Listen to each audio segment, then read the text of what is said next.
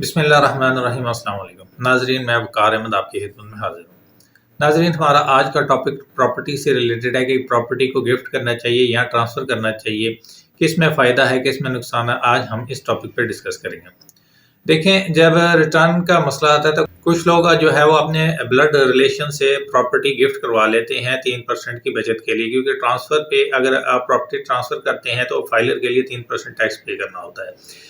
تو 3% ٹیکس کی بچت کے لیے جو ہے کچھ لوگ جو ہے اپنے بلڈ ریلیشن سے جو ہے پراپرٹی ٹرانسفر کروا لیتے ہیں، جیسے فادر جو ہے اپنے بچوں کو ٹرانسفر کر لیتا ہے، بردر دوسرے بردر کو، اسی طرح ہسبینڈ وائف کو ٹرانسفر کر دیتا ہے۔ کیا ہے، جسٹ صرف 3% ٹیکس کی بجٹ ہے۔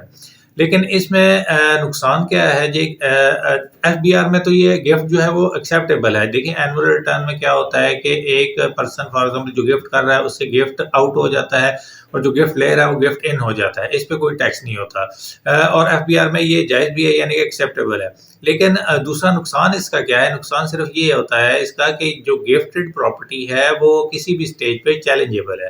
فار ایگزامپل، اگر آپ کے فادر نے، اس کے 4 بیٹے ہیں، اس نے پراپرٹی جو ہے گفٹ کر دی ہے، آگے اس کی جو فردر اولاد ہوگی اگر ان میں کوئی کلیشز ہوئے تو وہ جو ہے ایک دوسرے کی گفٹڈ پراپرٹی کو چیلنج کر سکتے ہیں، یہ چیلنجیبل ہے۔ اس لیے اگر آپ نے پراپرٹی کو چیلنجیبل سے بچنے کے لیے جو ہے وہ ٹرانسفر کرانا زیادہ بہتر ہے۔ ایف بی آر میں چاہے آپ گفٹ کرائیں یا ٹرانسفر کرائیں، ایف بی آر میں دونوں طریقے جو ہیں وہ ایکسیپٹیبل ہیں۔